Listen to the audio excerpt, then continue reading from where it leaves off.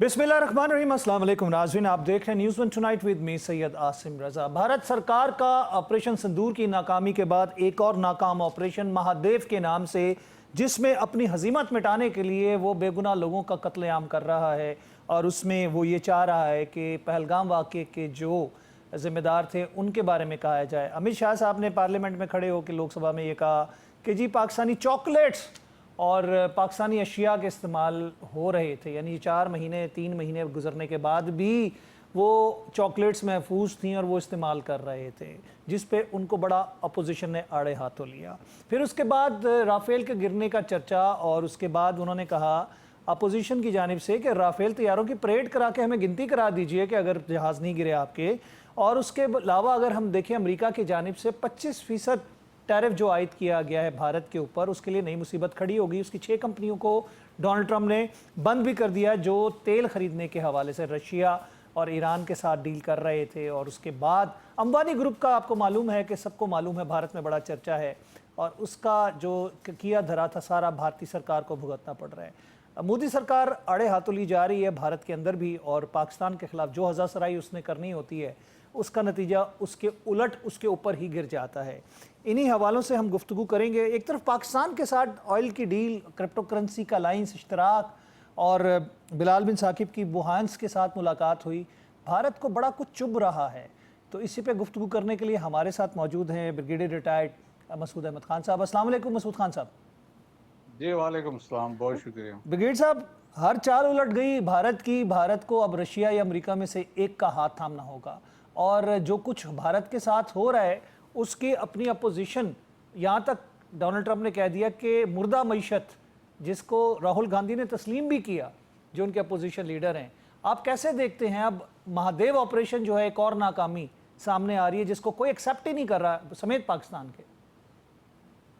जी हाँ, देखें, मेरा ख्याल में जो कुछ इनके साथ हुआ है, और ये बेसिकली उन्होंने पहले पाकिस्तान को अंडर एस्टिमेट किया। दे नेवर एक्सपेक्टेड कि पाकिस्तान इनको एक ब्लडी नोज देगा, और इसके बाद जो इनको हजीमत हुई, मिलिट्री डिफीट हुई, पॉलिटिकल डिफीट हुई, डिप्लोमेटिक डिफीट हुई, मॉरली दे आर डिफीटेड।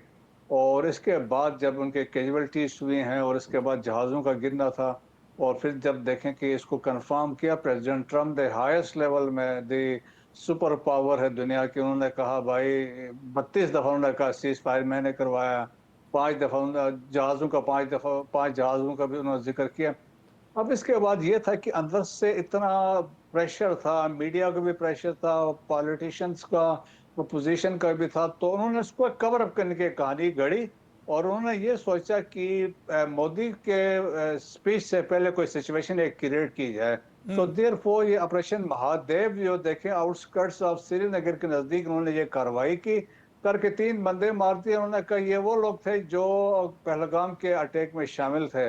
लेकिन देखें उसमें वो गलती ये कर गए कि जो वेपन्स ला के उन्होंने साथ छोड़ दिए थे, जो तो उसमें देखें कि एक गन के मजल में चिंदी लगी हुई। हम फौज में जब कोई गन को एक डस्ट कवर लगाते हैं ताकि वो डस्ट से महफूज रहे, अगर वो ना हो तो उसमें चिंदी लगा देते हैं ताकि वो महफूज रहे जब कोतू में रखते हैं। अब इन्होंने भी यही किया, वो बॉडीज जो कस्टडी में लोग थे उनको लाके मारा और उनके साथ ये वेपन्स रख दिए, तो वहां भी पकड़े गए। अब चॉकलेट इतना अरसे तक कोई मिठाई जो भी लेके गए पाकिस्तान से अगर गए थे तो पाकिस्तान वो अभी तक खाई नहीं, वो वेट कर रहे थे। फिर वोटर कार्ड, पाकिस्तान में वोटर्स कार्ड का कोई कंसेप्ट नहीं है। अगर कोई इस तरह जाता है तो सीएनआईसी लेके जाएगा कि मेरी शिनाख्त आप कर लें। सो एक तो वो, इसके बाद देखें कि उन्होंने फिर क्या किया कि उन्होंने एक अग्नि 5 का भी टेस्ट फायर किया, और उन्होंने कहा ये बंकर बस्टर होगा और इसका 2500 किलोमीटर रेंज होगा। ये अटेंशन डाइवर्ट करने की कहानियां, 8 टन इसका वार पेलोड होगा। इसके बाद फिर देखें कि 2 दिन पहले प्रले एक मिसाइल फायर किया, और उन्होंने कहा कि ये बड़ा शॉर्ट रेंज मिसाइल होगा। फिर ये भी एक कोशिश थी कि अटेंशन डाइवर्ट करवाया जाए। फिर उन्होंने कहा कि एक और कहानी डाली कि जी एक ड्रोन कंपटीशन इंडियन आर्मी करवा रही है जिसमें उनका सूर्या कमांड है, सेंट्रल कमांड वाले वो कंडक्ट करेंगे, कोशिश की अटेंशन डाइवर्ट करवाने के लिए। उसके बाद कल कहा कि ऑपरेशन महा जो है शिव शक्ति, उन्होंने कहा वो लॉन्च हुआ है। और फिर बंदे मारे एलओसी के पास आके ताकि वो इंप्रेशन दे कि इधर से इन्फिल्ट्रेशन हो रही थी। या इधर ये पकड़े गए हैं, उन्होंने कहा ये वो लोग थे जो मास्टरमाइंड था पहलगाम का। सो ये तमाम कोशिशें थी मोदी साहब को थोड़ी सी हिम्मत दिलाने के लिए, और ताकि पब्लिक को ये बताने के लिए देखें कि जी हमने वो बंदे ढूंढे, उनको मारा है। लेकिन जिस तरीके से आड़े हाथों लिया है अपोजिशन ने, जिस तरीके से उनको फिक्स किया, देखे मोदी साहब ने 1.5 घंटे सुपर तकरीर की, उन्होंने कभी ये नहीं बताया कितने जहाज गिरे हैं, कितने हमारे लॉसेस हुए हैं, और वो तो उनका फोकस क्या था वो तो ब्रिगेड कांग्रेस साहब पे, उनकी कांग्रेस सियासी मौत है ना, अगर वो इस चीज को बोल दें तो फिर तो ये तो सियासी मौत हो जाएगी उनकी। जी हाँ, देखिए इसमें भी अब पकड़े गए हैं। अभी देखिए विद इन आरएसएस बीजेपी के अंदर से उनको कहा जा रहा है आप 75 के हो चुके हैं तो आप इसको स्टेप डाउन करें। जो आरएसएस के प्रेसिडेंट है मोहन भागवत, तो उन्होंने भी कहा कि इनको स्टेप डाउन करना चाहिए। और डॉक्टर स्वामी सुब्रमण्यम स्वामी भी कह रहे हैं इनको स्टेप डाउन करना चाहिए। और उन्होंने तो बहुत सारा एक प्रेशर आ रहा है। फिर ऊपर से देखें कि इनका ग्राफ ऑलरेडी गिर चुका है। जो इलेक्शन से पहले 400 पार का नारा था, मुश्किल से 240 सीटें ली, सिंपल मेजॉरिटी भी नहीं ले सके। दो पार्टियों के टोटल डिपेंडेंट है, तेलुगु देशम पार्टी है, साउथ की पार्टी है, और जनता दल यूनाइटेड है नॉर्थ की पार्टी। इनमें से एक भी पार्टी हट गई, गवर्नमेंट गिर जाएगी। लेकिन तो इनकी देखिए सिफारती नाकामी का सबसे बड़ा सबूत तो डोनाल्ड ट्रंप ने शाखसाना बयान कर दिया, उनके ऊपर टैरिफ भी आयद कर दिया, उनकी कंपनीज को भी बैन कर दिया। अंबानी ग्रुप जो है, जो कि सारा ऑयल ट्रेड में डील कर रहा था, उनकी कंपनीज बैन कर दी गई, जिसका अगेन इल्जाम जो है वो मोदी सरकार पे जा रहा है। जी हाँ, देखें इसमें भी बड़ा देखें कि सीरियस सेटबैक इंडिया के लिए है। ऊपर नीचे के हम कह सकते हैं ना कि लगातार कंटिन्यूटी में ये सेटबैक्स आ रहे हैं। देखें 25% टैरिफ लगाया। सेकेंड, उन्होंने कहा आई डोंट केयर, उन्होंने कहा जो मर्जी करे। उन्होंने कहा इंडिया और रशिया के डेड इकोनॉमीज हैं, तो मुर्दा उन्होंने कहा फिर इकोनॉमी। साथ ही सेट, हाँ, और सी सेट कि मैं पेनल्टीज भी लगाऊंगा फॉर राहुल गांधी ने ट्रेडिंग इस विद मुर्दा इकोनॉमी को मार्केटिंग। एक्सेप्ट किया, उसने कहा जी हाँ हमारी इकोनॉमी मुर्दा है और उसकी जिम्मेदारी मोदी सरकार पे है। जी हाँ, और फिर उन्होंने देखो वो भी है, फिर उन्होंने कहा मैं पेनल्टीज भी लगाऊंगा। 7 कंपनियां भी बैन हो गई जो रशिया से ऑयल ले रही थी, सिमिलरली ईरान से ले रहे थे, उधर भी ये उन्होंने कहा कि वो भी बैन होंगी। तो आप देखें कि इंडिया के लिए बड़ा मुश्किल हो गया है। आप देखें $189 बिलियन की ट्रेड है। अब अमेरिकन चाह रहे थे, अमेरिकन ने उसने कहा they are not fair with us. उन्होंने कहा हमारे सामान पे हाई टैरिफ्स हैं, उनके आएंगे तो हम क्यों नहीं लगाएंगे। और देन उनकी ये भी डिमांड है कि उनका एग्रीकल्चर सेक्टर और डेयरी फार्म सेक्टर जो है वो कहते हैं इनको ओपन करे हमारे लिए। तो इंडिया चाहता नहीं, क्योंकि उनको पता है इससे जो बाहर से आएंगे तो लोकली अनएम्प्लॉयमेंट हो जाएगी, और फिर वो कहते हैं हमारे वोटर्स हैं। ब्रिगेड साहब, तो वो इसमें एक दूसरी साइड पे सिचुएशन। पाकिस्तान के साथ ऑयल के हवाले से जो ऐलान किया डोनाल्ड ट्रंप साहब ने, और ऑयल के हवाले से इश्तराक की बात की है, यानी कि रिजर्वायर्स की तलाश के हवाले से भी। फिर उसके बाद पाकिस्तान के साथ क्रिप्टो करेंसी का अलायंस, बिलाल बिन साकिब जो है उनकी भी हाईएस्ट लेवल पे मीटिंग हुई है। और पाकिस्तान के साथ तो डेफिनेटली उनका एक कहते हैं ना कि जो भारत को बड़ा खल रहा है या उनके पेट में मरोड़ पड़ रहे हैं, पाकिस्तान के साथ बहुत ज़्यादा आगे बढ़ चुका है अमेरिका। देखें मेरे ख्याल में पहले हम फैक्टर्स देखते हैं पाकिस्तान और अमेरिका इतने करीब कैसे आए हैं। एक तो देखें कि आप रिसेंट हमारे जो विजिट्स हैं, इंटरेक्शंस हैं, कनेक्टिविटी है। फील्ड मार्शल आसिम मुनीर गए, उनकी इंटरेक्शन हुई, प्रेसिडेंट ट्रंप से मिले, और जो बाकी जो लोग थे एडमिनिस्ट्रेशन के लोगों से मिले, सेंटकॉम के लोगों से मिले। फिर इसके बाद डार साहब गए, उनकी मुलाकातें हुई, फॉरेन सेक्रेटरी ऑफ स्टेट से वो मिले हैं। और तो इसके अलावा तो वो देखें कि एक ट्रस्ट जो है between America, Pakistan and China, वो एस्टेब्लिश हुआ है। और देखें और एक पॉजिटिव साइंस हमने देखा है अमेरिकन एडमिनिस्ट्रेशन में टुवर्ड्स पाकिस्तान। जब ये एडमिनिस्ट्रेशन नहीं बनी थी तो शक था कि ये बड़े हॉक्स हैं, एंटी पाकिस्तानी हैं, प्रो इंडिया है। तो लेकिन उन्होंने फिर देखें एक इम्पॉर्टेंट चीज हमें जो समझनी चाहिए, मार्का हक हैज रीशेप दी जो फ्यूचर डायनेमिक्स, है जी बिल्कुल, पॉलिटिकल डायनेमिक्स को। जो है साउथ एशिया में, डायनेमिक्स चेंज कर दिया है। टोटली पाकिस्तान एमर्ज कर चुका है as a peer competitor with India. किसी जमाने मैंने इससे पहले लोगों को ये था कि कन्वेंशनली इंडिया बड़ा स्ट्रांग है, पाकिस्तान उनके साथ फेस नहीं कर सकता है। लेकिन हमने इसको अदर वे राउंड इसको साबित कर दिया कि पाकिस्तान उनसे बहुत जबरदस्त बेहतर है, और हम एक पीयर कंपिटिटर के तौर पे आए हैं। हमारी रेलेवेंस बढ़ गई है, दुनिया भी मान गई यार कि अपने से 11 गुना बड़े मुल्क को जिस तरीके से उन्होंने दिया, So the credit goes to the political leadership as well as the military leadership no जिन्होंने डाउट। इसको कंसीव किया, फील्ड मार्शल आसिम मुनीर ने। और जिस बहादुरी और गोल देखें, जिस तरह 26 टारगेट सिलेक्ट किए गए और जिस तरीके से स्ट्राइक्स हुए, जिस तरीके से ऑर्गेनाइजेशन इनकी थी या सिनर्जी थी तमाम एक्टिविटीज में, आपकी air force they were dominating the air areas थे सारे, और आपके ग्राउंड फोर्सेस जो लाइन ऑफ कंट्रोल के दरमियान थे वो वहां पे तबाही कर रहे थे। सो मेरा ख्याल में कि वी एस्टेब्लिश अपनी रेलेवेंस को हमने एस्टेब्लिश किया, अपनी सुपरियॉरिटी हमने एस्टेब्लिश की, अपनी जो प्रोफेशनलिज्म है।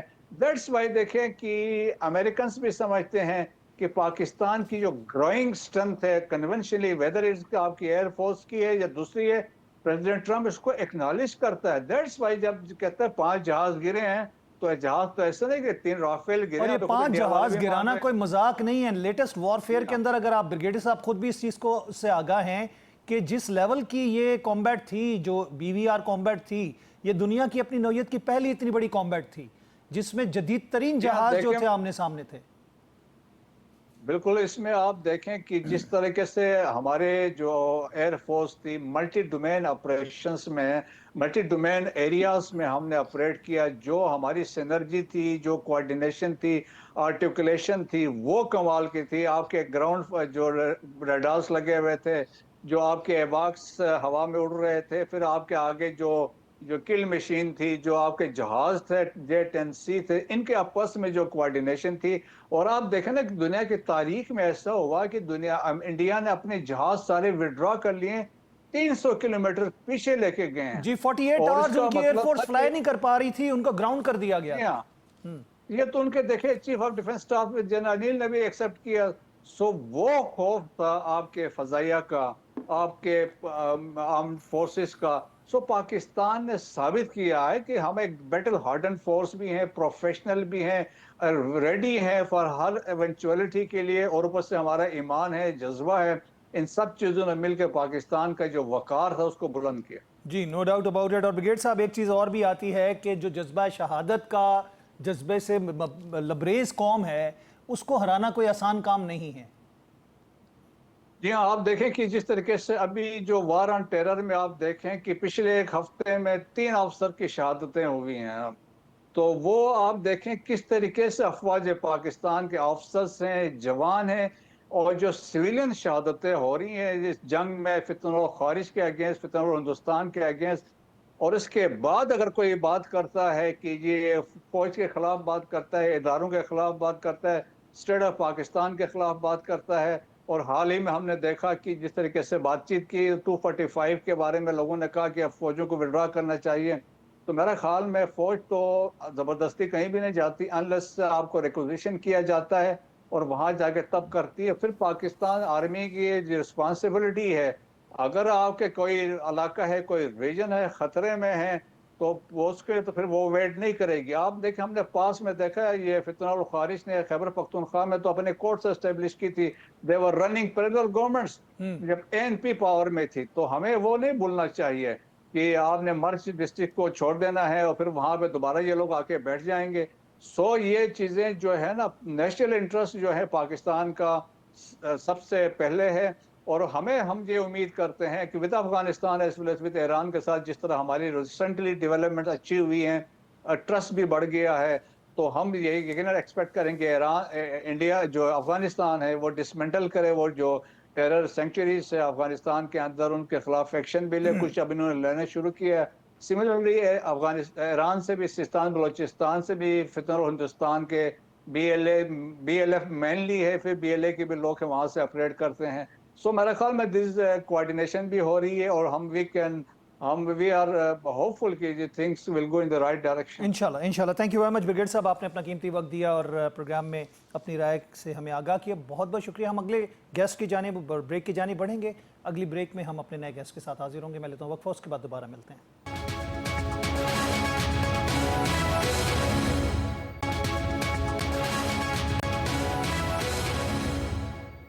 वेलकम बैक नाज़रीन, एक दफ़ा फिर खुश आमदीद कहेंगे आपको प्रोग्राम न्यूज़ वन टुनाइट में। हमारे साथ इस वक्त प्रोग्राम में मौजूद हैं जमील अहमद खान साहब, साबिक सफ़ीर पाकिस्तान।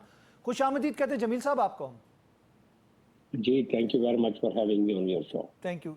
पै दर पै नाकामियों के बाद भारत के अंदर इस वक्त हम देखते हैं सफ़े मातम बिछी हुई है और डोनाल्ड ट्रंप के बयानात जो हैं वो जलती पे तेल का काम कर रहे हैं। 25% टैरिफ लगा, उसके बाद मुर्दा इकॉनमी का, जिसको उनके अपोजिशन लीडर ने तस्लीम किया कि मोदी की वजह से रशिया की और भारत की ये स्टेटमेंट थी डोनाल्ड ट्रंप की, मुर्दा इकॉनमी है। दूसरा, आप मुझे ये बताइएगा कि पाकिस्तान के साथ ऑयल डील के हवाले से बात हो रही है, फिर क्रिप्टो में जो पाकिस्तान का जो करेंसी के अंदर इश्तराक है उसको कैसे देखते हैं? क्या पाकिस्तान की सफारतकारी इस वक्त भारत से बहुत ऊपर जा चुकी है?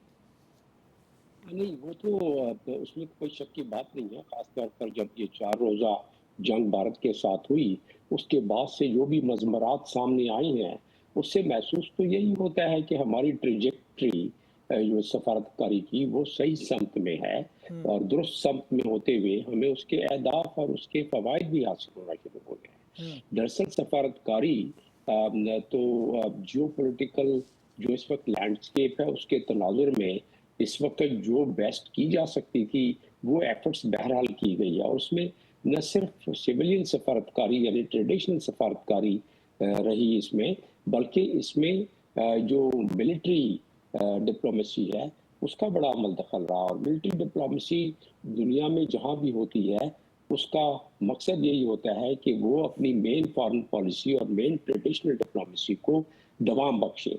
तो आपने देखा कि चीफ ऑफ आर्मी स्टाफ जब व्हाइट हाउस गए तो वहाँ उनके एक बड़ी इंफरादी हैसियत में उनको लंच 1 घंटे का था, 2 घंटे करा दिया और साथ में उनको जो वहाँ ओवल ऑफिस है, जब वो किसी भी शख्सियत को ओवल ऑफिस की एक टूर दिया जाए तो उसका मकसद ये होता है कि दुनिया को दिखाना होता है कि इस शख्सियत और इस मुल्क के इस फर्द को हम अहमियत दे रहे हैं। तो अंदाजा हो गया था उससे कि हमें और फिर जाहिर है उसका हमने देख लिया कि टैरिफ में भी 29 से 19% आ गए जबकि इंडिया पे 25 साउथ एशिया में ये सबसे कम टैरिफ वाला मुल्क और हम जबकि उस पे टैरिफ कितना लगा रहे हैं अमेरिका पे 29% कारों पर हम 76% अमेरिका की कारों पे लगा रहे हैं उसके बावजूद ट्रंप ने यानी अमेरिका ने हम पर 19% लगाया है जिससे महसूस होता है कि हमने अपने सफारतकारी को जो इस वक्त जियोपॉलिटिकल तनाजुर है जिसमें जाहिर है ट्रंप ने खुद कह दिया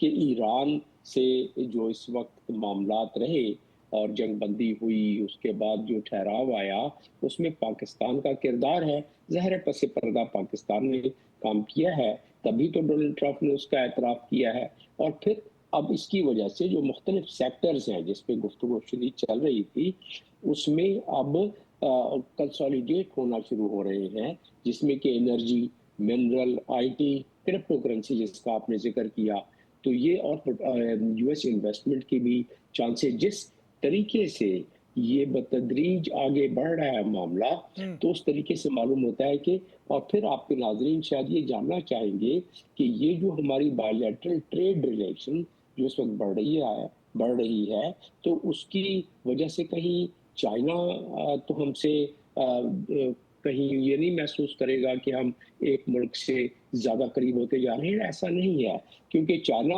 हमेशा हम कॉन्फिडेंस में चाइना को रखते हैं चाइना को पता है कि पाकिस्तान को जरूरत है ट्रेड की चाइना को पता है कि हमारी मईशत मखदूश है चाइना ने भी हमारी मदद की है तो हम तो अपने फॉरेन पॉलिसी को उस तरीके से एडजस्ट और कैलिब्रेट करते हैं कि जिसकी वजह से हमें दुनिया में जहां भी हमारे मफाद में बात होती है उसमें हम उसको करते हैं तो उसका जो ये इंडिया है लेकिन ये बात दुरुस्त है कि हमें बड़े टाइट रोप पर खास तौर पर जियोपॉलिटिकल तनाजुर में हम ऐसा कोई काम नहीं कर रहे जिससे कि चाइनीज इंटरेस्ट को नुकसान पहुंचे लिहाजा वो बात मैं इसको इधर ही खत्म करते हुए आगे चलता हूँ कि जिस हिसाब से अभी कैलिब्रेट हो रहा है मैं समझता हूँ कि मुश्किल है लेकिन क्योंकि अभी हम जियोपॉलिटिकल साइड पर चाइना कंटेनमेंट में न कभी शामिल हुए हैं न हमारा होने का इरादा है न आगे जाके कभी हम होंगे तो फिर चाइना को हमसे इस मामले में कोई शिकायत और गिला जी शिकवा नहीं हालिया होगा दौरा जो आर्मी तो चीफ का था चाइना का वो भी इसी चीज की कड़ी था और बहुत सारी चीजें जो थी वहां पे डिस्कस हुई। सऊदी अरब का भी जी यूएई का भी दौरा आर्मी चीफ का जो मिलिट्री डिप्लोमेसी की मैंने जिक्र की है और आपको मैं और आपके नाजरीन के लिए मैं वाज़ेह करता चलूं कि जिन ममालिक के आपने नाम लिए हैं तमाम गल्फ कंट्रीज का नाम ले लें चाइना तो खैर चाइना तो एक बहुत बड़ी कुव्वत है लेकिन उसके अलावा तमाम गल्फ कंट्रीज वो मिलिट्री डिप्लोमेसी में काफी इंटरेस्ट लेते हैं और उसकी वजह से हमारी जो फॉरेन पॉलिसी को फायदा पहुंचता है। तो ये तो प्राइम मिनिस्टर ने खुद बात की कि मुख्तलिफ मौक़ों पर अगर मिलिट्री डिप्लोमेसी ने काम नहीं किया होता तो फिर हमें वो फ़वाइद हासिल नहीं होते जो हमें रोल ओवर मिला सऊदी अरब से, रोल ओवर मिला यूएई से, रोल ओवर मिला हमें चाइना से, जो हमें फॉरेन एक्सचेंज रिजर्व की ज़रूरत थी। तो इन तमाम चीज़ों में बहरहाल हमें एक काफ़ी फ़ायदा हुआ है। अब रहा सवाल कि जो हमारी नई पॉलिसी है, उसमें रिफाइनरीज़ का जो ज़िक्र आया है, वो इस पूरे साउथ एशिया के सबसे बड़ी जो खासतौर पर रिजर्वायर का साउथ एशिया का सबसे बड़ी हमारे रिजर्वायर अमेरिका जब इंडिया उसने दिया है और कंपनी दोनों मुल्क मिल के सिलेक्ट करेंगी तो फिर वो तो पूरे साउथ एशिया को सप्लाई कर देगा ऑयल यहाँ से। और अमेरिका का यही मामला था ना कि उसका ऑयल कंपटीशन इस वक्त रशिया से और गल्फ कंट्री से है। अमेरिका में तो दुनिया का बहुत बड़ा जखीरा है ऑयल का, पूरे गल्फ कंट्री का अलहदा और अमेरिका और कनाडा का ऑयल जखीरा अलहदा। तो अमेरिका तो जब चाहे पूरी दुनिया को आगे सप्लाई करना शुरू कर देगा।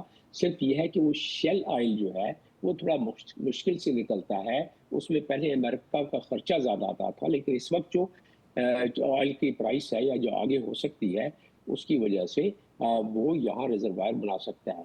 रिफाइनरी भी आगे जाके, क्योंकि हमारी सऊदी अरब से बात चल रही है और उसमें हमारी कुछ कमाईगी रह गई, यूएई से कुछ बात जो चल रही थी वो पिछले 10 साल से फ्रीज हो गई। लेकिन ये मैं दोबारा इस चीज़ पे मैं एम्फेसाइज करता चलूँ कि जब अमेरिका से हमारे इस्तवार होते हैं राहो रस्म तो पूरा गल्फ कंट्री उसमें फिर वो हमारी तरफ लीन करना शुरू कर देता है, हमारी तरफ राग़िब होना शुरू कर जी, देता रुख मुड़ है। जाता है। तो अच्छा, जमील अहमद खान साहब, भारत का जो हर बास्केट में अपने अंडे रखने वाला एक कॉन्सेप्ट था, रशिया से भी बनाई हुई थी, उसके बाद वो वहाँ से भी तेल खरीद रहा था, ईरान के साथ भी था। अब वो अपनी इस पॉलिसी में वो फंस चुका है और अब एक अमेरिका की जानिब से जिस तरह टैरिफ की बात हुई, उसके ऊपर उसकी मुर्दा इकॉनमी की बात की गई। आप क्या समझते हैं कि भारत के लिए ये कौन सा इस वक्त सबसे बड़ा चैलेंज होगा?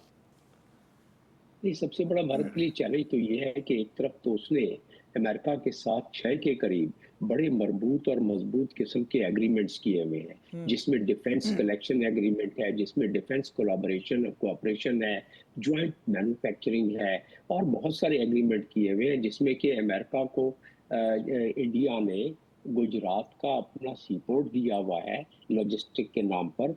तो वो तो काफी सारे एग्रीमेंट किए हुए हैं, तो वो तो अंदर से बड़ा तिल मिला रहा होगा कि इंडिया अपने आप को समझता था कि अमेरिका की मदद से वो इस पूरे खित्ते का चौधरी बन गया।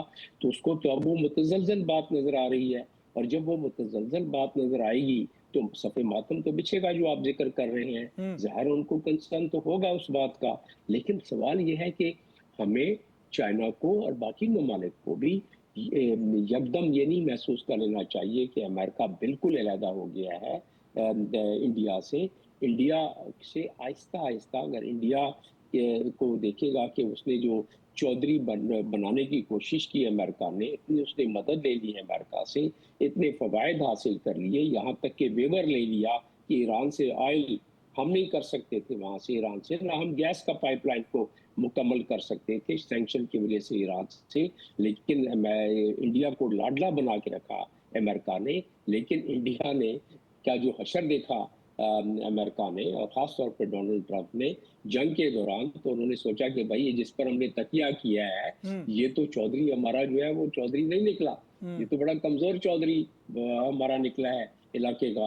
तो इसलिए उसको, और फिर दूसरी बात जो दूसरी गलती की कि आप देखें कि ब्रिक्स में इंडिया जो है बड़े अपने बबांगे दोहल अटेंड करने लगा, जिसका कि ट्रंप ने जिक्र कर दिया कि इंडिया ब्रिक्स को जो अटेंड कर रहा है तो उसकी वजह से भी हमारे मामला को नुकसान पहुंच रहा है। उसका इशारा यही था कि हमने इंडिया को इतनी मदद की, अब वो ब्रिक्स में भी जा रहा है, रशिया से भी तेल खरीद रहा है जिसमें हमने सैंक्शन लगाया हुआ है, ईरान से भी वो अपनी तजारत कर रहा है। तो चाहता क्या, तो ये दोगलापन जो था उसकी वजह से। और एक और बात, और सबसे कलीदी बात, कि ट्रंप बार बार और तकरीबन 20 से 24 दफा कह चुके हैं कि जंग मैंने रुकवाई, इंडिया के जहाज गिरे, और हर बार मोदी कह रहे हैं कि नहीं हमने किसी की इंटरफेरेंस नहीं थी। और फिर राहुल गांधी ने फ्लोर ऑफ द हाउस पे क्या क्या कहा अच्छा, अगर मोदी कहते हैं कि नहीं इंटरफेरेंस की किसी की, तो ट्रंप और को झूठा अमेरिका कह ने दें, नहीं तो ट्रंप को कहलाई, झूठा कह तो फिर दें। जब झूठा कह दे तो फिर वो भी नहीं कह सक रहे, इतनी भी हिम्मत नहीं हो रही है।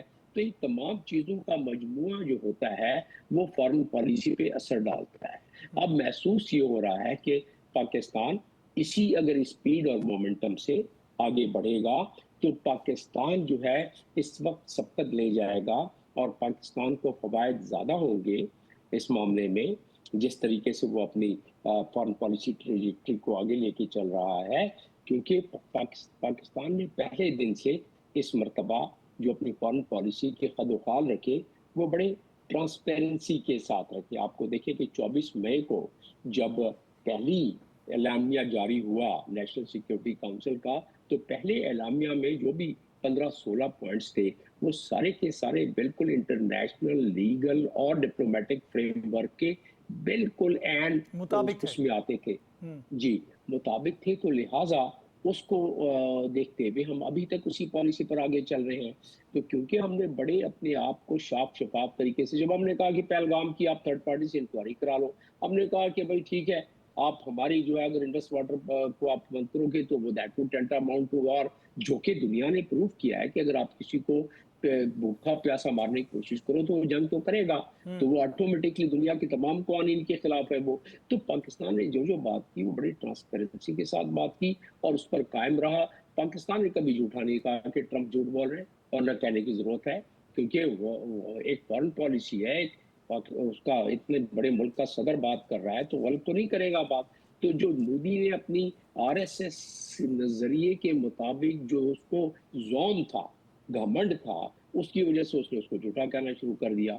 तो अब फिर ट्रंप और अमेरिका इस बात पर जाहिर है नाराज होगा, खुश तो नहीं होगा। और फिर और बहुत सारी जो मैंने आपको बातें बताई, जो चौधरी बनाने की कोशिश की, वो खोटा सिक्का, चौधरी तो खोटा सिक्का। खोटा सिक्का निकला जी हाँ। तो उसकी वजह से सारा मामला हुआ है। और पाकिस्तान को जो इस वक्त आप देख रहे हैं कि जो इकोनॉमिक तरीके से जो पाकिस्तान के ऑयल के मामले में, एनर्जी के मामले में पाकिस्तान को, अब आप देखें कि अमेरिका जब वॉल स्ट्रीट के तरफ अगर अमेरिकन सदर थोड़ा सा इशारा दे देता है और किसी मुल्क की तरफ अपनी राग़िब होने का टिल्ट शो कराता है। इंडिया दे देता है, तो ऐसी सूरत में वॉल स्ट्रीट से भी इन्वेस्टमेंट आना शुरू। अब करना क्या चाहिए? करना ये चाहिए कि इस मोमेंटम को बरकरार रखने के लिए हमारे जितने भी मुझ जैसे सफीर, जो हमारे जूनियर कोलीग्स हैं, उनको इस मोमेंटम को बरकरार रखना पड़ेगा। फॉरेन ऑफिस को उनको पॉलिसी देते रहना होगा, क्योंकि लीडरशिप लेवल पे तो ये बात सही हो गई और ये बात अपना फायदा पहुंचाना शुरू कर दिया इसने, लेकिन tier by tier, layer by layer इसको डिप्लोमेसी होती है, कंसिस्टेंसी और कंटिन्यूटी। अगर कंसिस्टेंसी और कंटिन्यूटी इनको रखना चाहिए और मेरा ख्याल है रखेंगे, तो ऐसी सूरत में हमें इंशाल्लाह आने वाले दिनों में इसके फवायद मजीद ज्यादा निकलेंगे। जी अभी बिल्कुल, तो इब्तिदा है। जी बिल्कुल, अभी तो इब्तिदा है। लेकिन जमील साहब, एक बात यह है कि अपनी हजीमत और अपनी फ्रस्ट्रेशन में भारत की जानिब से आपको लगता है कि मजीद कोई हिमाकत की वो कोशिश करेगा, जैसा कि अभी वो एक महादेव ऑपरेशन शुरू किया हुआ है, उसके बाद फिर कहा जा रहा है कि शायद सितंबर अक्टूबर में पाकिस्तान के साथ पंजा आजमाई करने की बात करेगा भारत? नहीं, तो वो तो बेसिकली उसका सर्वाइवल है ना मोदी का।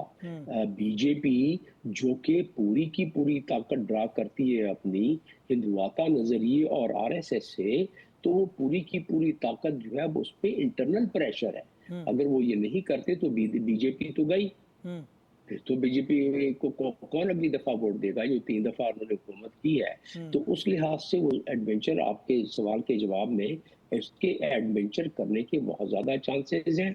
और पाकिस्तान इस वक्त अपनी उस मकाम पर पहुंच गया है कि अगर ये एडवेंचर किया तो 10 गुना ज्यादा नुकसान इसका होगा। फायदा होगा जी, और नहीं, पाकिस्तान को इसका फायदा होगा कि पाकिस्तान उसका भरपूर जवाब देगा और दुनिया में दोबारा अपने आप को साबित करेगा कि हम कितने सुपीरियर है। ज्यादा ठीक, इस मामले में, हमारी अस्करी कुव्वतें कितनी ज्यादा फाल हैं, कितनी ज्यादा मुस्तैद हैं, कितना ज्यादा अपना दफा करना जानते हैं, अपनी टेरिटोरियल और इंटेग्रिटी और सॉवरेनिटी को किस तरह अपने आप को बका रख सकते हैं। बहुत लेकिन शुक्रिया। जंगें अच्छी चीज नहीं होती है, अगर ऐसा ना हो तो बेहतर। बहुत शुक्रिया जमील अहमद खान साहब, थैंक यू वेरी मच। आपने अपना मौक़िफ़ पेश किया, अपना वक्त हमें दिया। नाज़रीन, हम बढ़ेंगे अगले हिस्से की जानिब प्रोग्राम के अगले गेस्ट के साथ। मैं चाहूँगा वक्फा, उसके बाद दोबारा मिलते हैं।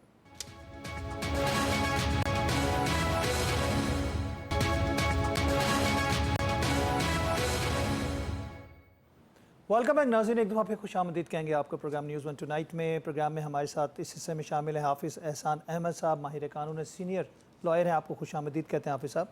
हाफिज़ साहब, गुज़िश्ता चंद दिनों से सज़ाओं का सिलसिला साने 9 मई का सिलसिला शुरू हो चुका है और ऑलमोस्ट PTI की तमाम क़यादत जो है उसकी लपेट में आती नज़र आ रही है, जो कि हम एक्सपेक्ट कर रहे थे कि ये सिलसिला शुरू होगा। 2 साल गुजर गए और ये सिलसिला शुरू हो गया। क्या ऑप्शंस अवेलेबल हैं उन लोगों को जिनको 10-10 साल सज़ाएँ हुई, ज़रताज गुल और बहुत सारे अहम लोग जो हैं पंजाब के, जिस तरह हम देखते हैं अपोजिशन लीडर, कौमी असम्बली में अपोजिशन लीडर, सेनेट के अपोजिशन लीडर और इस तरह और दीगर रहनुमा जो हैं PTI के मेन लोग जो हैं उनको सज़ाएँ हो गई हैं। आपको क्या नज़र आता है और ऑप्शंस क्या हैं? क्या ये डीसीट हो जाएंगे? क्या इलेक्शन कमीशन फौरी तौर पर रिएक्ट करेगा? बिस्मिल्लाहिर्रहमानिर्रहीम। आसिम, एक तो ये है कि जो कॉन्स्टिट्यूशनल या लीगल पोजीशन ये है कि कॉन्स्टिट्यूशन का आर्टिकल 63(1)H जो ये कहता है कि अगर कोई भी मेंबर ऑफ पार्लियामेंट जो है उसे किसी भी कॉम्पिटेंट कोर्ट के अंदर सज़ा 2 साल या 2 साल से ज़ायद होती है तो वो ऑटोमेटिकली स्टैंड डिस्क्वालीफाई कर दिया जाता है उस सीट से। अब उसका जो फर्दर प्रोसेस है वो इनिशिएट किया जाता है, चूँकि उसका एक ओरिजिनल नोटिफिकेशन हुआ होता है एज ए सेनेटर के तौर पे या मेंबर असम्बली नेशनल के तौर पे या सूबाई के तौर पे। तो उसका एक प्रोसेस 63(2) जो है उसके अंदर स्पीकर जो है वो एक रेफरेंस बनाता है कि जी ये मेरा एक असम्बली का मेंबर है, उसको कोर्ट ऑफ लॉ से कन्विक्शन आई है और ये आर्टिकल 63(1)H की कैटेगरी के अंदर फॉल करता है और उस जजमेंट के साथ उस रेफरेंस को इलेक्शन कमीशन ऑफ पाकिस्तान को भिजवा देता है। इलेक्शन कमीशन ऑफ पाकिस्तान जो है वो 63(3) के नीचे जो है उसको प्रोसेस करता है और प्रोसेस करने के बाद जो है उसको डी सीट कर देता है, डी नोटिफाई कर देता है और जो उसका ओरिजिनल नोटिफिकेशन होता है एज ए मेंबर इलेक्ट के तौर पे उसको विड्रॉ कर लिया जाता है या रिकॉल कर लिया जाता है। उसका कॉन्सिक्वेंस ये निकलता ये है कि वो शख्स जो है अगर तो उसकी सज़ा मेंटेन रहती है तो वो उस सज़ा को पूरी करने के बाद 5 साल जो है वो हमारी फर्दर डिस्क्वालिफिकेशन है जो सेक्शन 232 इलेक्शन एक्ट के अंदर जो है वो लिख दी गई है।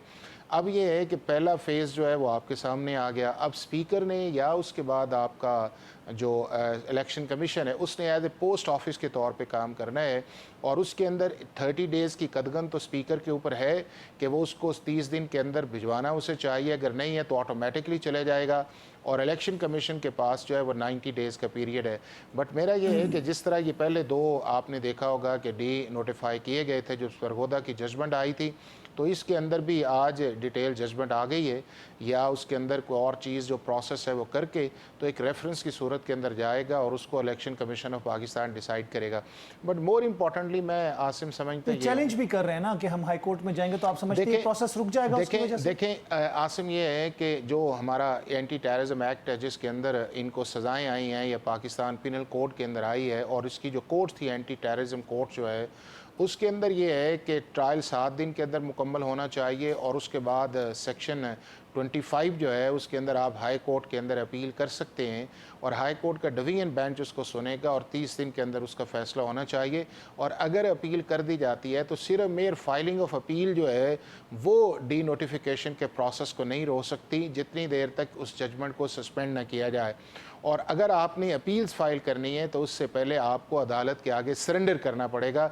ये मुमकिन नहीं है कि आप सरेंडर भी ना करें और आप हाई कोर्ट, आपको सरेंडर करना पड़ेगा फिर आप अपील के अंदर जाएंगे। अदरवाइज़ जो है वो आपका, चूँकि ये वैसा प्रोसेस नहीं है कि FIR हुई है और आपने प्री अरेस्ट के तौर पे जाना है, आपको उस लॉ के प्रोसेस के अंदर आना पड़ेगा और अगर उसके बाद सस्पेंशन नहीं होती वो सज़ा जो है तो वो चीज़ जो है वो चलती रहेगी टिल के जो है कि हाई कोर्ट उसका कोई फ़ाइनल फ़ैसला कर दे। अगर फ़ाइनल फ़ैसला आता है तो वो चीज़ जो है वो आपकी अंडू हो जाएगी और अगर हाई कोर्ट कंफर्म कर देती है तो इसका मतलब है डिस्क्वालिफिकेशन। लेकिन जो अगला प्रोसेस उसके अंदर है वो ये है कि जो ही 63(3) का नोटिफिकेशन जो है इलेक्शन कमीशन करता है तो सेक्शन 57 जो है या 58 इलेक्शन एक्ट का उसके अंदर फिर बाय इलेक्शन का प्रोसेस जो है वो शुरू हो जाता है। तो मैं ये समझता हूँ कि जिस तरह शायद ये अभी अपील्स तो जाने से पहले इन्हें सरेंडर करना पड़ेगा, अब सरेंडर ये किस तरह करते हैं या किस स्ट्रैटेजी के अंदर जाते हैं, तो अगला जो प्रोसेस है वो 57 या 58 का इनिशिएट होगा। तो उसके लिए बड़े लीगल सीरियस कॉन्स्टिट्यूशनल चैलेंजेस जो हैं जो इस जजमेंट से जो 3 आई हैं, जो लाहौर आई है, सरगोदा आई है, फैसलाबाद से आई है, बट बुनियादी तौर पे आसिम यही है कि जब एक जिस तरह की एक मैस डिस्ट्रक्शन या मैस आपका पूरे मुल्क के अंदर ये आया है, उसके अंदर ये सारी जो चीज़ें हैं वो आपके सामने आई हैं और उसके अंदर दोनों इसमें रिस्पॉन्सिबल एक हैं। सवाल हाफिज साहब ये आ रहा है कि कुछ लोगों की प्रेस कॉन्फ्रेंसेज हुई, उनको केसेस से निकाल दिया गया। क्या वो अदालत का दायरा इख्तियार था या वो और इदारों का इख्तियार था कि जिसकी वजह से उनको सज़ाएं नहीं हुई या उनको बरी कर दिया गया? ये भी एक ऑब्जेक्शन की जा रही है। दूसरा ये कि अपोजिशन इसको सियासी तौर पर केसेस को लड़ती रही मीडिया के ऊपर और प्रेस कॉन्फ्रेंसेस के ऊपर। आपको लगता है ये जो सज़ाएं हुई हैं ये हकीकी बुनियादों के ऊपर हुई हैं, जो फुटेजेस थी, गवाहियाँ थी, उनको देखते हुए? आसिम, एक तो बड़ी क्लियरली बात है कि इस सारे प्रोसेस के अंदर जो है वो हेस्ट नहीं हुई। यानी कि आप ये देखें कि एंटी टेररिज्म एक्ट के अंदर 7 दिन का पीरियड है, सर 2 साल लगे, 2.25 साल इसके अंदर लगे हैं और चार्ज जो अब फ्रेम हुआ है वो तकरीबन दिसंबर 2024 के अंदर आया है। यानी कि उसके बाद आप देखें, फिर उसके बाद जो अगला है कि सुप्रीम कोर्ट ऑफ पाकिस्तान की डायरेक्शन आई कि जी आपने 120 दिन के अंदर इन सारों का फैसला करें। जब वो बेल मैटर्स वहाँ पे गए और जब उन्होंने फैसला किया है, आपका प्रोसिक्यूशन अपनी एविडेंस लेके आई है, विटनेसेस तकरीबन जो है डोजन्स के हिसाब से विटनेसेस आए हैं, क्रॉस एग्जामिनेशन का मौका दिया गया है, राइट ऑफ काउंसिल अवेलेबल था और उसके बाद जो सेक्शन 340 या 342 CRPC है वो भी सारे ऑप्शंस अवेलेबल थे। फिर जीरा, उसके बाद फाइनल कंक्लूजन आर्गूमेंट्स, तो वो सारी चीज़ें ये कोई नहीं कह सकता कि इसके अंदर हेस्ट की गई है। हाँ, ये इसके अंदर है कि जो स्ट्रेटजी डिफेंस को लेनी चाहिए थी, इन केसेस को पॉलिटिकली इस्तेमाल किया गया है। यानी कि आप इनका अनडू जो है वो दिखाना चाह रहे थे कि ऑफेंस तो है ही नहीं है और हमें इसके अंदर जो है ये ट्रैप किया गया है या ग्रैब किया गया है उसके अंदर। हालांकि 9 में एक एडमिटेड फैक्ट्स है, पूरे मुल्क के अंदर हुआ है, मैस सिचुएशंस के अंदर हुआ है, डिस्ट्रक्शन आई है, मॉन्यूमेंट्स को डिसरिस्पेक्ट किया गया है, पब्लिक प्रॉपर्टीज़ को लॉस हुआ है। 12 साढ़े 12 से लेके 5 साढ़े 5 बजे तक एक एक्सरसाइज हुई है और इस तरह के ऑफेंसेस जो राइट्स हैं उसके अंदर दोनों लोग जो हैं वो कल्पेबल या उनके खिलाफ प्रोसिक्यूट या कन्विक्शन हो सकती है। एक वो जो मौके पे मौजूद है या जिन्होंने उसके अंदर अपना फर्दर उसके अंदर रोल प्ले किया है, या वो शख्स जो है जो प्लानर है, इंस्टिगेटर है, कोऑर्डिनेटर है, उसके बाद उसने अबेटमेंट उसके अंदर की है या उसके बाद जो है उसने इंस्टिगेट किया है, प्रोवोकेट किया है। और ये क्रिमिनल लॉ का प्रिंसिपल जो है दुनिया भर के अंदर, अमेरिका, बरतानिया, इंडिया सब में मौजूद है। और आपके सामने जब कैपिटल हिल वाला मैटर्स भी आया था तो वो सारे लोग जो मौके पे थे, जिन्होंने उसको फर्दर किया या जो इसके प्लानर्स भी थे, सबको सजाएं हुई और 40-40, 45-45 साल जो थी वो सजाएं हुई, जो जाके सिर्फ जो था वो उसकी चेयर के ऊपर जाके ये बैठा जो था। सजाएं हुई हैं और ये हीनियस क्राइम, क्योंकि अगर हम देखें दहशतगर्दी के हवाले से बात हो रही है और गद्दारी के हवाले से बात हो रही है, तो उसके हिसाब से तो ये सजाएं आपको लगता है कि जस्टिफाइड है?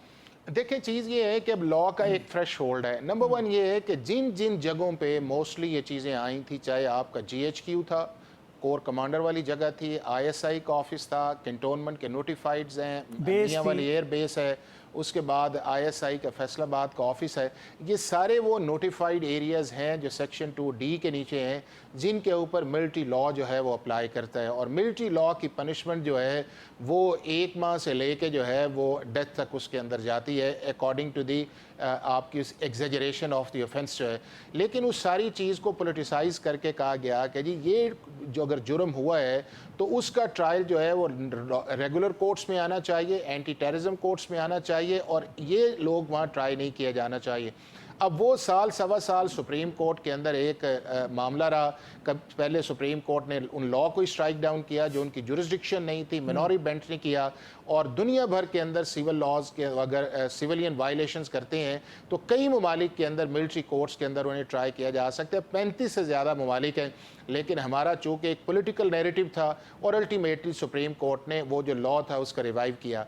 अब जब ये मामला आया तो उसके अंदर आप ये देखें कि फिर क्वेश्चन उठाए गए कि वो चीज़ें जो अदालत के अंदर उठाने की थी या जो अभी चीज़ें बातें की जा रही हैं वो डिफेंस के तौर पे अंदर लाने की थी, उसको मीडिया के अंदर जो है वो कोशिश की गई है ताकि सिस्टम को मिलान किया जाए, जज को मिलान किया जाए। और इन पूरे 3 जिनके फैसले आए हैं, किसी एक जज के खिलाफ एप्लीकेशन जो है वो हाई कोर्ट में नहीं गई कि हमें इस पर ट्रस्ट नहीं है, ये फैसला हेस्ट में कर रहा है या हमें सुन नहीं रहा।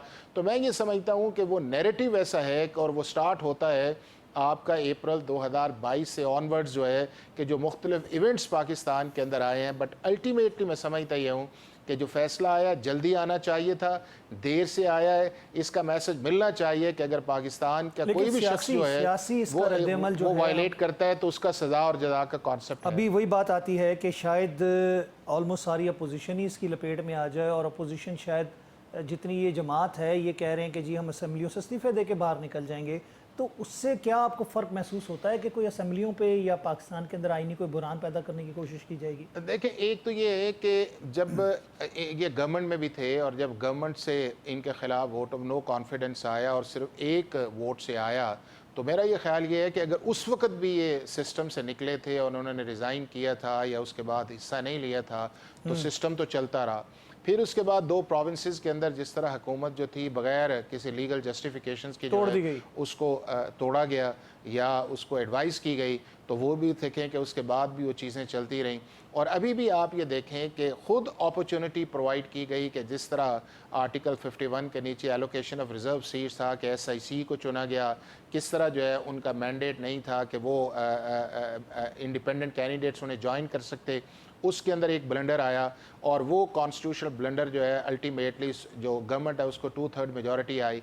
तो मैं ये समझता हूँ कि असम्बली से बाहर निकलना जो है वो सिर्फ असम्बली, फिर आपको KPK गवर्नमेंट भी छोड़नी पड़ेगी। और KPK गवर्नमेंट छोड़ने का आपने देखा कि जब ये बजट वाली बात आई थी तो सबसे पहले KPK असम्बली ने बजट पास किया कि जी शायद जो है वो हमारे ऊपर फाइनेंशियल एमरजेंसी न लग जाए। तो मेरा ये ख्याल ये है कि मीडिया ऑप्टिक्स के लिए चीज़ें डिसीजंस लेना बड़ा मुश्किल है, बट बुनियादी तौर पर यह है कि एज ए पोलिटिकल पार्टी के तौर पर अगर बार बार ये कहा जा रहा था कि इस इंसिडेंट से आप डिस्टेंस इख्तियार करें, एक तरफ ये नैरेटिव है कि जो लोग मुलव्विस हैं उन्हें सज़ाएँ मिलनी चाहिए और दूसरी तरफ जिनको सज़ाएँ होती हैं उसके ऊपर एक नया नैरेटिव जो है वो क्रिएट किया जाता है। तो मेरा ये ख्याल ये है कि आउटसाइड कोर्ट जो स्ट्रैटेजी जो है जिस पे ज़्यादा सेंट्रिक है उसका अल्टीमेटली नुकसान जो है वो एज ए पार्टी भी हुआ है, वो लोग जो उसके अंदर आए उन्हें भी हुआ है, और आगे जाके भी जो है इसका नुकसान जो है वो होता रहेगा। चूँकि फिर अपील के स्टेज पे भी ये है कि जो चीज़ें आपने ट्रायल के अंदर नहीं की, अपील के अंदर किस तरह आपको अलाउ किया जाएगा, तो ये एक पॉलिटिकल और लीगल ब्लंडर है। आप KPK हुकूमत के हवाले से बात करें, अली अमीन गंडापुर को भी अगर सज़ा हो जाती है और वो भी डिस्क्वालीफाइड हो जाते हैं तो वहाँ पे भी एक बुरहान तो पैदा हो जाएगा। देखें, वो तो ये है ना कि अगर उसको डिस्क्वालीफाई हो जाते हैं, फ़र्ज़ किया कि अगर किसी केस के अंदर है, तो फिर ये है कि लीडर ऑफ द हाउस जो है उसका नया आपका इलेक्शन आएगा। और लीडर ऑफ द हाउस की हद तक आसिम, अगर KPK की देखें कि जिस तरह मुख्तलिफ इंटरनल ग्रुप्स बने हुए हैं असम्बली के अंदर, तो मेरा नहीं ख्याल कि बड़ा मुश्किल होगा PTI बैक जो है कि कोई एक चीफ मिनिस्टर आए। अगर वो नहीं आएगी तो अगर दूसरा कोई हाउस के अंदर मेजॉरिटी 73 मेंबर्स पूरे नहीं करता तो फिर आपको असम्बली की रेजोल्यूशन उसके अंदर नज़र आएगी। लेकिन मैं अल्टीमेटली मैं समझता ये हूँ आसिफ, लेकिन अपोजिशन इसको सियासी मकासद के तौर पर इस्तेमाल करेगी। नहीं, देखे ना कि KPK में तो ऑपोजिशन सूबाइयत का कार्ड खेला जाएगा वहाँ। KPK के अंदर तो ऑपोजिशन तो और है ना, उसमें मैं वफाक की ऑपोजिशन की PTI की बात। अब वफाक के अंदर भी ये है कि इस वक्त जो ऑपोजिशन का रोल बनना चाहिए था सारी पॉलिटिकल पार्टीज को मिलके, देखें ना कि आप ये देखें कि जब गवर्नमेंट से डायलॉग की बात आई है और बुनियादी तौर पे फिर अपोजिशन को जाना चाहिए था, तो JUI को नहीं लेके गई ना PTI, उसने सोलो फ्लाइट की। और जिस फॉर्म 45 या 47 की बात होती है उस डायलॉग के अंदर जो है वो फॉर्म 45 47 एजेंडा ही नहीं था, उसके अंदर एजेंडाज कुछ और थे। तो ये किसी न किसी जगह जो है इंटेंशनली है या अनइंटेंशनली है या इनोसेंटली है, लीगल स्ट्रैटेजी और पॉलिटिकल स्ट्रैटेजी के अंदर बहुत बड़ा फ़र्क आ रहा है। और उस फ़र्क की वजह से आप कुछ फैसले देख लेना, असम्बली जो अप्रैल 2022 के अंदर जिस तरह वोट ऑफ नो कॉन्फिडेंस को आर्टिकल 5 की बुनियाद पे किया गया, ये कोई मैं नहीं समझता कि एक कॉन्स्टिट्यूशनल एक्सपर्ट या एक टीम एडवाइस करेगी या उस पर एक्ट अपॉन होना चाहिए। तो ये इसका मतलब ये हुआ हाफिज साहब कि फिर जो तहरीके इस्तेहकाम में आईन पाकिस्तान का प्लेटफॉर्म इस्तेमाल हो रहा है या उसको इस्तेमाल करने की तहरीक की बात की जा रही है, तो उसकी वजूहत यही है कि PTI का एग्जिस्टेंस ख़त्म होता नज़र आ रहा है आपको? देखें आसिम, बात यह है कि किसी भी डेमोक्रेटिक कंट्री के अंदर जो पॉलिटिकल पार्टीज़ हैं उनकी एग्जिस्टेंस अपनी भी होती है और दूसरों की एग्जिस्टेंस को मानते भी हैं।